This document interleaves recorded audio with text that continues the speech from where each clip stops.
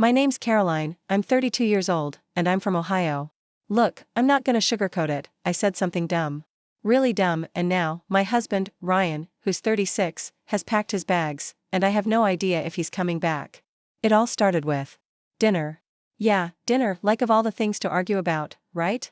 Ryan got home from work, exhausted as usual. He works long hours at this finance firm and makes pretty decent money, enough that I don't have to work. I guess you could call me a housewife, but I've never really liked that label. I don't think of myself as the domestic goddess type. I've always been more into fashion, makeup, keeping up with trends, the things that make life a little less boring. Anyway, the argument kicked off because I didn't cook that night. I'd had a long day of scrolling through TikTok and binge-watching a true crime series, and by the time 6 p.m. rolled around, I figured, why not just order in? We have the money, right? But Ryan walked in, saw the empty kitchen, and immediately got this look on his face, you know the one. That mix of disappointment and frustration that just sets your teeth on edge.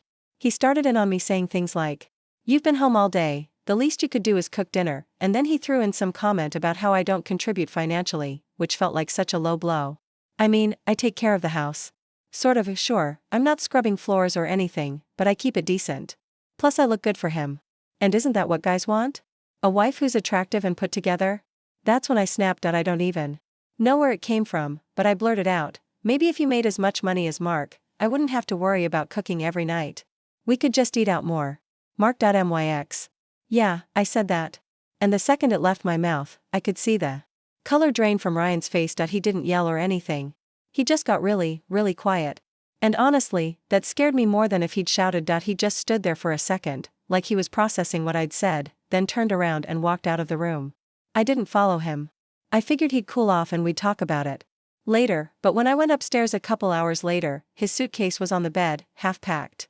I tried to play it cool, like, what are you doing? You're not seriously leaving over this, are you? But he didn't even look at me. He just kept packing, muttering something about how he couldn't believe he'd wasted years trying to make this marriage work. That's when I started to panic. I told him I didn't mean it, that I was just frustrated and said something stupid. But he wasn't having it. He said something like, "It's not just this one thing, Caroline. It's everything. You don't appreciate anything I do for you, you spend money like it grows on trees, you don't take anything seriously, and now you're throwing Mark in my face?" I'm done. I didn't know what to say to that. Part of me wanted to scream at him for overreacting, but another part of me felt guilty, not that I'd ever admit it to him. I mean, yeah, I shouldn't have brought up Mark, but it's not like Ryan's perfect either. He's always so serious, always focused on work. Half the time, I feel like I'm invisible to him unless I've done something wrong. So yeah, he left that night. Took his suitcase, got in his car, and drove off. I have no idea where he went. He hasn't called or texted, and I'm too stubborn to reach out first. Besides, I don't even know what I'd say. Sorry for comparing you to my ex, doesn't exactly cut it, does it? Now I'm sitting here in this big, quiet house, wondering if I messed up beyond repair. Part of me feels like this is on him. Like, if he appreciated me more, I wouldn't have felt the need to say what I said. But another part of me knows I crossed a line, not that I'm ready to admit that out loud. What do you think? Should I try to fix this, or just let him stew for a while? I mean, it's not like I'm entirely to blame, right? After Ryan walked out, I spent most of the night sitting on the couch, replaying the fight in my head. I wasn't crying or anything, I'm not really the weepy type, but I did feel a little sick to my stomach, like maybe I'd pushed things too far this time. Still, I couldn't bring myself to text him or call. I figured he needed time to cool off, honestly. I thought he'd be back by morning. He stormed out before but never stayed gone for long. When I woke up and realized he hadn't come home, I started to feel anxious, not so much about him leaving, but about what he might be thinking. Ryan's not like me, he overanalyzes everything. I knew he was probably sitting somewhere, going over every little thing I've ever said or done that rubbed him the wrong way, and if he started putting the pieces together, I could be in trouble. By late afternoon, I couldn't take it anymore. I called him, straight to voicemail. I tried again. Same thing. I even texted, but he didn't respond. So I sat there, staring at my phone, wondering if I should send another text or just wait. Eventually, I decided on a voice note. It felt more personal, like he'd hear my tone and know I wasn't trying to start another fight. "Ryan, can we just talk? I feel like this has gotten blown way out of proportion. I didn't mean what I said about Mark. You. No, I don't even like him, honestly. The only reason I ever stayed with him was because he had money. And even then, I couldn't stand him half the time. He was arrogant, selfish, and just an all-around bad person. I didn't say it to hurt you. It just came out wrong. Please come home so we can talk about this. As soon as I hit send, I realized how bad that sounded. Like, really bad. But I was just trying to be honest, you know? I thought maybe if he understood how little Mark meant to me, he'd see that the comparison wasn't that deep. Hours passed with no response. Finally, around 9 o'clock, Ryan texted back. It wasn't what I expected, thanks for confirming what I've suspected for a while. You just use people for what they can give you. I guess I'm no different. That one hit me like a punch to the gut. I mean, what was I supposed to say to that? He wasn't wrong, at least not entirely. But it wasn't like I went into this marriage thinking, oh, here's someone I can take advantage of. I love Ryan, I think. Or at least I love the life we've built together. But his text made it sound like I was some kind of gold digger, and that really pissed me off. I called him again, and to my surprise, he actually picked up this time. He didn't say hello, just a cold, "What do you want, Caroline?" What do I want? I want to fix this, Ryan. You're making it sound like I don't care about you at all, and that's not true. Isn't it? His voice was calm, but I could hear the edge in it. You literally just admitted you used your ex for his money. How do I know you're not doing the same thing to me? Because it's different. I snapped. You're nothing like Mark. He was a jerk who treated me like crap. You actually care about me. Do I? He shot back. Because right now, it feels like all I do is pay the bills and make your life easier while you sit around and complain that I don't make enough money. Do you even hear yourself? I didn't know how to respond to that. Part of me wanted to defend myself, to explain that I wasn't just sitting around all day. I kept the house looking nice, made sure I looked good for him, and tried to make our life together comfortable, but another part of me knew that wasn't what he wanted to hear. Ryan? I said finally, trying to keep my voice steady. I'm sorry if I've made you feel unappreciated. I didn't mean to. But you can't honestly think I'm only with you for your money. Can't I? He said, because from where I'm standing, that's exactly how it looks. And if that's the case, then maybe I'm wasting my time here. That stung, like, really stung. I wanted to yell at him, to tell him he was being unfair. But deep down, I knew he had a point. I'd never thought of myself as someone who used people. But when I looked back at my relationships, the pattern was hard to ignore. Mark was rich, so I put up with him, even though he was awful. And Ryan? Well, Ryan wasn't Mark. But I'd definitely been drawn to the stability he offered. But that didn't mean I didn't love him, did it? Ryan, please don't do this, I said, my voice cracking a little. You're blowing this out of proportion. I made a mistake, okay? But that doesn't mean I don't love you. There was a long pause, and for a moment, I thought I'd gotten through to him. But then he said, I need some time to think, Caroline.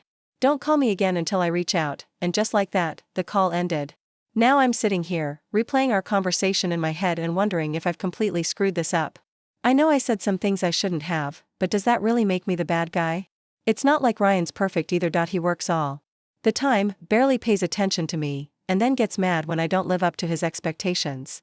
Is it so wrong to want more than just being a housewife? Ryan's silence over the next few days was unbearable. I went back and forth between being angry at him for leaving and feeling like I should apologize more, but I couldn't bring myself to call him again after what he'd said. I hate being ignored, and the fact that he was dragging this out was starting to mess with my head. By day 3, I was so worked up, I decided to do something I knew I shouldn't. I drove to his office. I figured if he wasn't going to come home, he had to be somewhere. And I was sick of sitting around waiting for him to think. When I got there, I stayed in the car for a few minutes, debating whether I should actually go inside, but the longer I sat there, the angrier I got. And before I knew it, I was walking into the lobby. The receptionist gave me a weird look when I asked for Ryan, but she didn't say anything and called up to his floor. A minute later, one of his coworkers came down. Not Ryan, but some guy I'd only met once or twice at company parties. He looked uncomfortable, as he told me Ryan wasn't there. Apparently, he'd taken a few personal days, which only made me more annoyed. He wasn't at work, he wasn't at home. Where was he? I got back in my car, fuming. Part of me wondered if he'd gone to stay with one of his friends, but Ryan isn't exactly the type to crash on someone's couch. He's too proud for that. Then a darker thought crossed my mind. What if he was staying with someone else? Like a woman? I hated that my mind even went there, but the fact that he wasn't telling me where he was made me suspicious. I went home, grabbed a glass of wine, and started scrolling through his social media. There was nothing new, of course, but I couldn't shake the feeling that something was off. That's when I remembered his email. Ryan isn't exactly tech-savvy, and his passwords are ridiculously predictable. I told myself I wasn't going to actually snoop, just check to see if there were any clues about where he might be. But the second I logged in, I saw an email that made my stomach drop. It was from a real estate agent. The subject line read, "Follow up on your inquiry." My heart started racing as I clicked on it. The email was short, just a confirmation of an appointment to tour an apartment later that week. An apartment. Not a house, not something for the two of us. Just him. I felt like the ground had shifted. Under me, was he seriously looking for a place to live without even talking to me? The nerve. I grabbed my phone and called him, but of course, it went straight to voicemail again. This time, I left a message. So, what? You're apartment hunting now? Is this your big solution, Ryan? Running away instead of dealing with our problems? Call me back. He didn't. Not that night, and not the next day. I spent the whole day spiraling, trying to figure out what to do. Part of me wanted to drive straight to that real estate office and make a scene, but I knew that wouldn't help. Instead, I texted him again, this time trying to be more measured. Ryan, I saw the email about the apartment. Can we please just talk? If you're that unhappy, I deserve to know why. It wasn't until the next morning that he finally replied. His text was short and to the point. I'm not making any decisions yet. I just need space. That didn't exactly calm me down, but at least it was something. Still, I couldn't stop obsessing over the idea of him leaving for good. It felt like the more I tried to fix things, the worse they got. When I finally heard from Ryan, it wasn't the explanation I'd hoped for. He texted me the address of a coffee shop downtown and told me to meet him there if I wanted to talk. I thought it was weird he didn't want to meet at the house, but I didn't question it at that point, I just wanted answers. When I got there, he was already sitting at a table in the corner, no way, looking calm and composed in a way that made my blood boil. Here I was, losing sleep, and he looked like he hadn't a care in the world. I slid into the chair across from him, arms crossed, and went straight for it. What's this about you looking at apartments? I demanded. He didn't flinch. He just took a sip of his coffee and said, it's exactly what it looks like, Caroline. I'm moving out. For a moment, I thought I'd misheard him. You're what? He leaned back in his chair, working hard, looking almost bored. I've already started the paperwork for the divorce. I've been talking to a lawyer for weeks, and I've just been waiting to get a few things in place before I told you. It felt like the air had been sucked out of the room. Divorce? I knew we'd been fighting, but I didn't think it was that serious. Are you kidding me right now? You're ending our marriage because of one stupid argument? Ryan let out a bitter laugh. Caroline, this isn't about one argument. This is about years of me trying to make this work while you take and take and take.